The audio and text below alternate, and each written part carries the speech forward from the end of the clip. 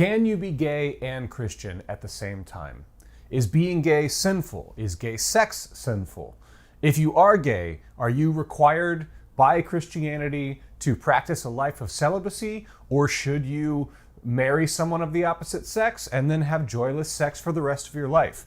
These are all questions that came up at this year's United Methodist Florida Annual Conference, and some big things happened that may change the way we approach human sexuality and gender identity from here on out. And that's what we're talking about this week on the live show. Hello all, I'm the Mad Pastor, and this week's a little unusual. I have a sore throat and it hurts to talk. So I'm recycling an old sermon from last year for the church that I serve as pastor at, Kindred UMC.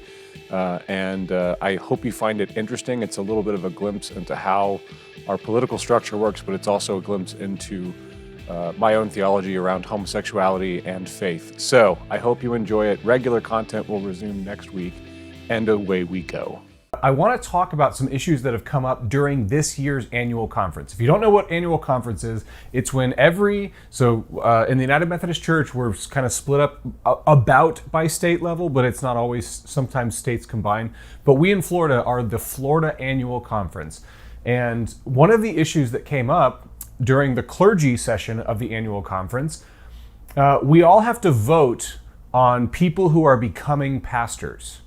And we have a whole board of people who have been pastors for a while, who interview, who read extensive amounts of their paperwork, who ask them questions. They have to go undergo psychological assessment, just all kinds of scrutiny. They have to earn a master's degree from a certified theological seminary, all kinds of things that they have to go through.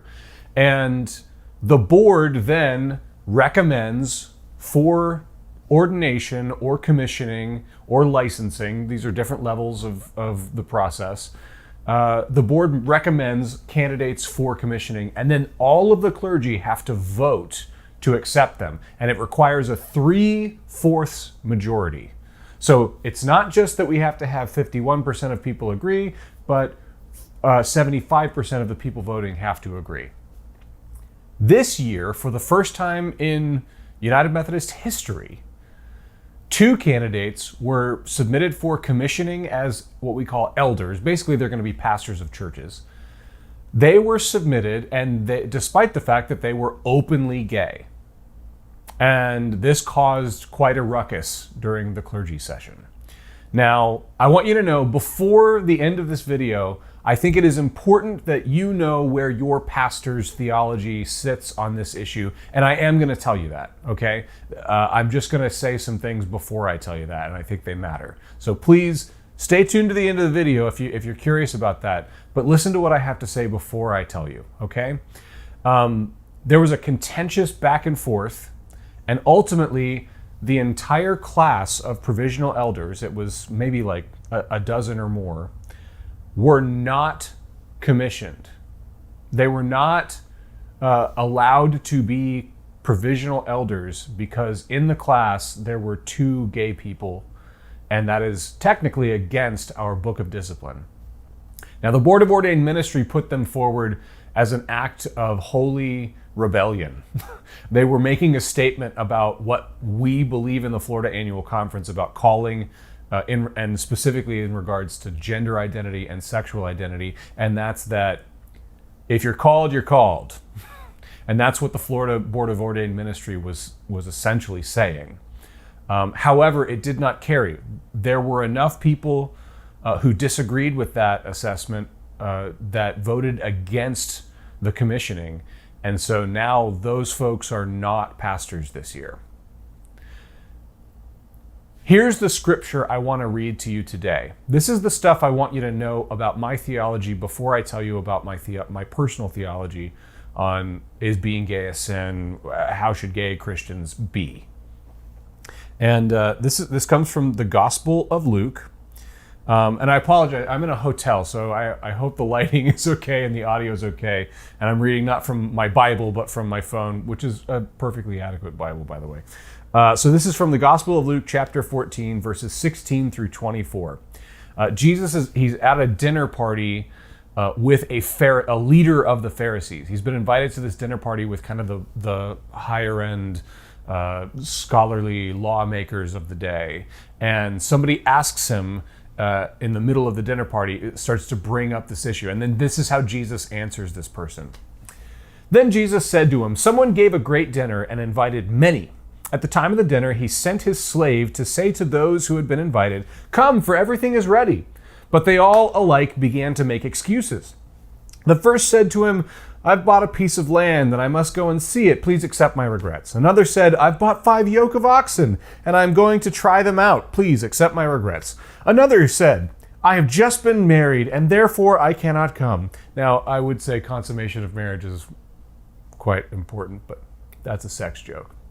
Verse 21. So the slave returned and reported to his master.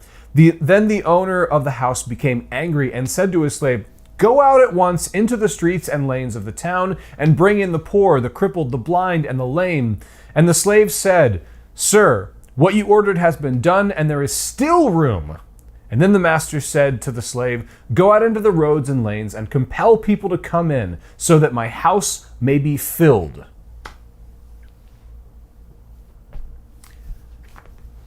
Here's my theology before I tell you my theology. When I talk about homosexuality, there's going to be some of you who really agree with me. And there's going to be some of you who really disagree with me. And there's going to be some of you who really don't care and don't have a dog in the race. Whether or not you agree with me, whether or not you care about this issue, I want you to know that you are welcome. If we know anything about Jesus, it's that he creates an image of the kingdom of heaven and teaches this kingdom of heaven that has a place for everyone. And I mean everyone. We do not have to agree with each other to love each other. We do not have to agree with each other to be invited to accept the grace of the Eucharist, the grace of death and resurrection, this miracle that unites us, or at least has the potential to unite us if we would just accept it and lean into it. And regardless of your position on any specific issue, if you will participate in our community in a way that is in good faith and doing your best not to cause harm and really trying to be a part of who we are, then I don't care what you think about anything. You are welcomed, you are loved, you are worthy, you are a recipient of God's grace, you are a beloved holder of the image of God. And I think we have lost the thread on that. We have become tribal and we have gone off into different camps on all these specific issues, and no person lines up perfectly with any set of pre-organized social beliefs about anything. And we have just lost the ability to love each other in disagreement and to even ask questions and leave the potential out there for our minds and our hearts to be changed by a new story or a new piece of information or a new experience of life, a new perspective. We've just abandoned it. And I cannot take it. I grieve the loss of it. So whether or not you agree with me, please hear the most important part of my calling and my role as pastor is that all are welcomed. All are welcomed. Now, I told you where I land. Here's what I think about homosexuality. I think, one, I do not believe it's sinful. I believe it's a natural expression. If you go back into the Old Testament and read sections where it talks about man lying with man is sinful, I think that speaks more to aspects of worship and pagan worship. There were aspects of pagan worship that involved some pretty heinous sex acts, pedophilia, rape, incest, things that we can by and large agree are unhealthy and should not be practiced. And if you disagree with that, well, then we can talk about it. But I got some pretty strong arguments against you. But they associated historically in that time and in that culture, they associated homosexuality with all of those other pagan sexual practices that were abusive. And so just by a trick of the mind, they were, hey, this is not a natural thing, and so therefore it is sinful. We have evolved, we have learned, we know much more about human sexuality now, simply from a psychological and scientific basis. And that's why I have absolutely no problem with someone being gay and Christian, someone being bi and Christian, someone being trans and Christian. We now understand that these are things that happen to people. Just like being straight happened to me. I never made a choice that I like girls. I just liked girls. I never made a choice that I'm a man. I just have always felt like a man. And so I never made that choice. It happened to me. And it is equally possible and equally acceptable that that type of thing happens to other people in a different way, and there is nothing wrong or sinful with that. Now, if you're sitting there cheering because you agree with me, well, fine, it's fine to celebrate. But please know that that does not make me love you more. It doesn't make me love you less. It doesn't make me love you more. I am called to love you. And I do my best to practice that.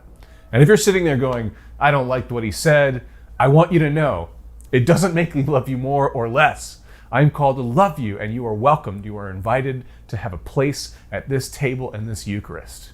So, with that, may the Lord bless you and keep you. May the Lord make his face to shine upon you and be gracious unto you. May the Lord lift up his countenance upon you and give you peace.